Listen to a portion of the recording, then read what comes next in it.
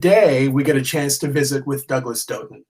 Douglas is the president and founder of Penguin. Penguin's a very innovative company that brings a lot of value to hospitals around the country. Their website is right there in the corner of the screen, so check them out if you, after our conversation today, to learn more. But without further ado, let me introduce you to Douglas. Douglas, welcome, and happy to have you here today. Okay, thanks, Harold. I'm pleased to be here. Absolutely. What we've been doing through these conversations is visiting with people to learn their stories and to understand the product that they've developed and that they're marketing. MIC primarily focuses on three things. We focus on developing workforce, funding, and facilities. But part of that is to know the company that's a part of this ecosystem. So today we're going to ask you 5 questions. And we've kind of reviewed those, but first of all, origin story. You know, what did you do before? How did you come up with Penguin? And then ultimately, who's your customer? What is their unmet need? What do you perceive as a gap? And finally, the hardest question of all, what do you do for fun? You think you can handle that? I think so. Well, great. Well, let's start with, how did you get here, Douglas? Where were you before, and how long has Penguin been going on? What's the story? Well, obviously I have an accent, so you want to know where that's from, right? We all have accents. We do? But I was born in South Africa. I grew up in Rhodesia, which is now known as Zimbabwe. Okay. And then in 1967, I'm dating myself a bit, I volunteered to go to Israel to work in the home front prior to the Six-Day War. Okay. I flew via Tehran, Ankara, Turkey, Nicosia, Cyprus, and landed finally in Tel Aviv about a day later, the night before the Six-Day War. So I woke up in the morning to air raid sirens and just major devastation going on all around. And then I decided that I was going to volunteer for the Israeli Air Force. So I volunteered for the Israeli Air Force. I had to go and learn Hebrew because they couldn't said I will, you know, if I'm going to officer school, I better be able to speak the language. That's important. So it's kind of a problem. So that was my first big test, was to stop speaking English and learn to speak Hebrew, and also train, because I was a little bit older than the young guys that are going in there. So I had to be physically fit to be able to compete. Yeah. Fortunately, I graduated from the Israeli Flying Academy, and I flew for over 20 years in the Israeli Air Force. But halfway through my career, I became a safety officer and was appointed to the Institute for Quality and Safety of the Israeli Air Force, which is a new institute, and became an air safety investigator. I trained in the United States at the University of Southern California School of System Safety and Engineering, which had a contract with the U.S. Air Force. So foreign officers were trained. I actually had a DoD card, so I'm also a vet of the DoD. I wasn't there for too long, but so I learned a lot, and I really learned what I didn't know, that I didn't know I didn't know. Yeah. So my whole life changed after that training. So I learned how to question things and find out the answers to the reason why. Always ask the reason why. Don't accept things as they are, because there's a reason for everything. Right. And that changed my life.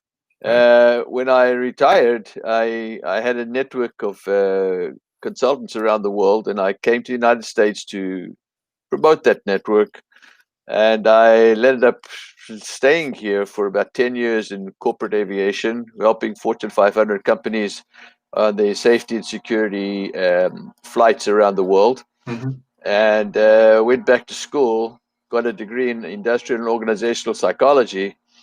And at that time, the Institute of Medicine came out with its landmark publication called To Err is Human, where it noted that almost 100,000 people die from preventable medical errors. Right. And they wanted to reduce that by 50% in 5 years. So in my naivety, I said, gee, that's what I should be doing, because they turned to aviation for aviation solutions, how we were able to improve aviation in the 80s to the safest mode of transport in the world. Right. Why can't we have the same thing in healthcare? Right. And so I started a company, but of course there was no electronic medical records. There was no technology like we have today. Right. And so I couldn't do the things I wanted to do. And over the years, I've been involved in the patient safety issues. I'm now an ambassador for the Patient Safety Movement Foundation. Wonderful. And I'm also a regional network chair for Texas. Okay. And I'm trying to get hospitals to join this movement. With over 4,700 hospitals are participating, and only about 2 in Texas, which is 20% of the hospitals in America. Something's wrong here, that we're not fighting to get to zero preventable deaths into Texas. Yeah, it's all over the country, all over the world, and not here. So that's Is that because of a lack of interest or a lack of certification? I think it's a lack of urgency. Okay. The people are not trying to, the boards of the hospitals don't ask the CEOs that they appoint, how many people died in our hospital this week from preventable medical harm? If it's preventable, why did they die? Right. What are we doing to get to zero preventable harm? People will die. Yeah. That's a fact. Surgery is dangerous. It is. Certain people have different risks, but if it's preventable, you should have zero. Yeah. Right. Yeah. And that's a good question to have. So the customer here would be hospitals who are aggressively pursuing that question of preventable harm. Correct. And remember that you can prevent harm outside of the hospital, in the community as well, in the population. Right. Because if you do a misdiagnosis, and this is one of the biggest problems in medicine, the most difficult thing is not the treatment, it's the diagnosis. To get the diagnosis, at the correct diagnosis at the right time, early diagnosis means you can take preventive action, and then you don't have to take corrective action. That's correct. Because if I prevented something from failing, I don't have to fix it. I prevented it. And there's enough evidence out there that we can all do these things, but it's about urgency. And if I'm not required to do it, or don't require myself to do it, then how can I expect the people under me to do it? Right. If I'm the CEO and it's not top of mind for me, it's not going to be tip of tongue. Right. Not tip of tongue. No one's going to do a damn thing about it. Right. Being quite honest, excuse the language, but it's that's right. Be careful over there. But so it sounds we know the customer, and so the gap appears to be that the leadership have to put this type of concern top of mind, which gives you an opportunity to come in to offer Penguin services. Is that it's not just Penguin services, it's anybody who can help do this. Okay, but we have a systematic way of thinking.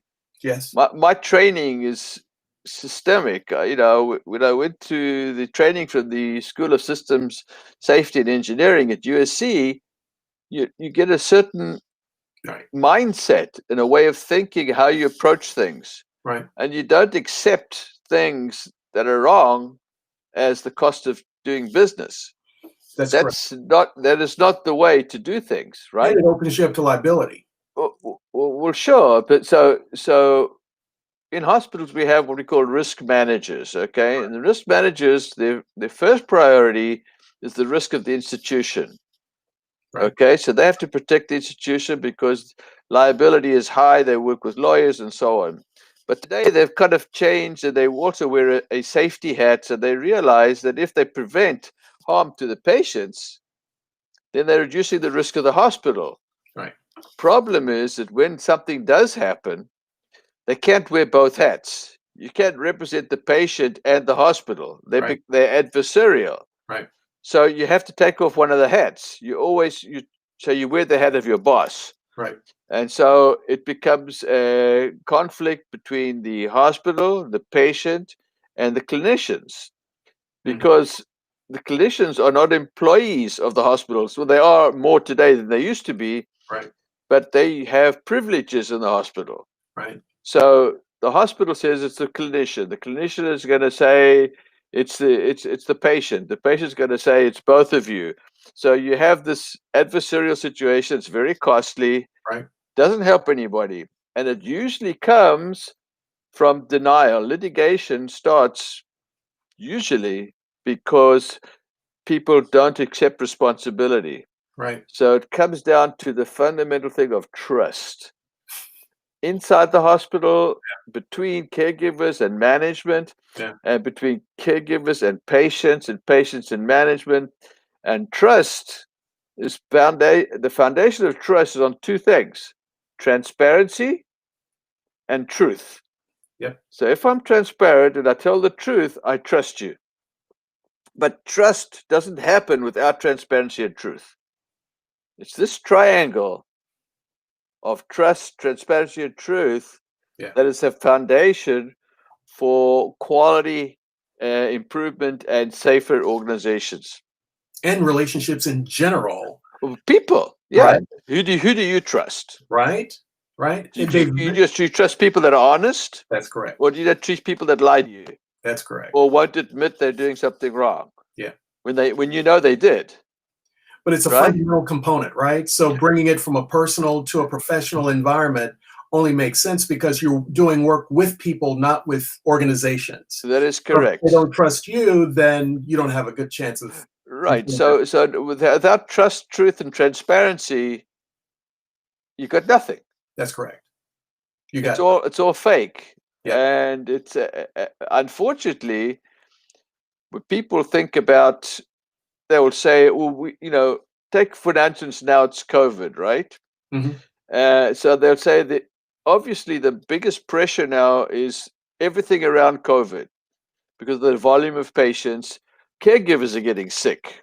Right. Caregivers are dying. Right. So if I'm a CEO, I've got to be responsible for my patients, but I also have to be responsible for my caregivers who are taking care of the patients. That's correct.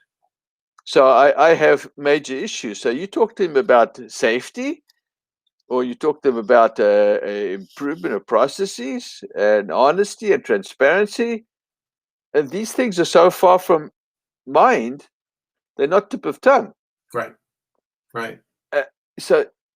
But these things are connected because when you have the trust and you have the transparency and the truth, you can now do things because this exists. And that's about what they call a culture, a safety culture or culture of reliability. High reliability is what they talk about in hospitals today. And there's all sorts of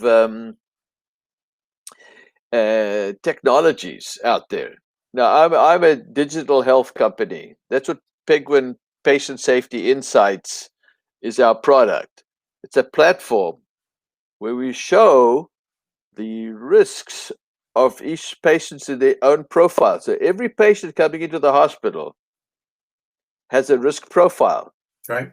It doesn't mean that there's an error. It doesn't mean that it's unsafe. But if you know what that person's situation is, and it could be social and economic factors, it could be health factors, it could be personal issues, overweight, underweight, with diabetes, without diabetes, high blood pressure, low blood pressure, whatever it might be. Each one is different. Right. Older, younger, male, female, child, whatever. So we're all different, and we all have our own comorbidities, which is your different kind of levels of issues. We're all different. Right. So what you say is you have to look at each one of them. What are their risks? So fortunately, we have electronic medical records in about 93, 94% of hospitals today. all hospitals, but all clinicians even. But those electronic medical records, people have to understand that they're designed for codes and for billing codes. Okay. You put the data in so you can get paid for what you did. Right. Today in healthcare, they're talking about outcomes. Right. In other words, they're looking at your quality outcomes. Evidence-based kinds of things. Exactly. So in other words, it's not what you did, it's what happened because of what you did. Right. So if you messed up, you're going to get penalized for that. Right. Yeah. So instead of being paid for volume, you're going to get paid for value. Correct. And they called those patient safety indicators. And they have a whole series of those. And you measured against those. Okay. Right? So, so the cost, people will say, well, it's too expensive to do these quality interventions. Well, there's an old adage that says, if you think safety is expensive, try having an accident. Serious, yeah. I tell you what, I'll give you a chance to grab a drink of water, and I'll ask another question. So I really appreciate the opportunity to kind of give us the background of the value of the customer that you're looking for, the service that you offer, as well as the gap that you fill for them. Of course, we want to hear some stories of implementations or what that profile may look like, but also what are gaps in the marketplace that, and we've kind of talked about what are some gaps in the marketplace that would help you in presenting your product a little bit more firmly in Texas and getting it installed in more hospitals in the Texas market. Right. So, the good get better, and the people that are the typical customer that I'm looking for right now are the people that are wanting to provide quality work and do better all the time. Yep. Because sorry. The I can ask more questions. What's that? I can ask more questions if you need a little time. Ask more questions. Okay, cool. So again, the opportunity here is we've talked about we've talked about the trust triangle that's important, and your product and your culture appears to be focused around that triangle, which means that you probably want to find customers who value trust as well. So more than finding someone who needs your service, you need someone who needs your service and complements your culture. So I can imagine that yours is more of a custom relationship and a more long-lasting, sustainable relationship built on that triangle. So as you answer the first question of engaging and gathering more market share in Texas hospitals, maybe you want to spend a little time on the culture match that your customer may need to have to be successful in the product. So now I'm unmuting you, and let's see how this works. You better? Yep. Fine. Okay, good. Okay, Harold. So here it is. So obviously we look at our customers as our partners. Yes. And they have to have shared values with us. Yeah. So if we both share the same value of trust, transparency, and truth, they will disclose to themselves and to others what where their pain points are, and they won't hide them. Right. One of the problems is people hide things that could be detrimental to them. This is not going good. Well, you know what? What we may be able to do is we can pause here and then come back and finish it. Does that make sense? Yes, and I really want to talk about the partnership. Yeah. And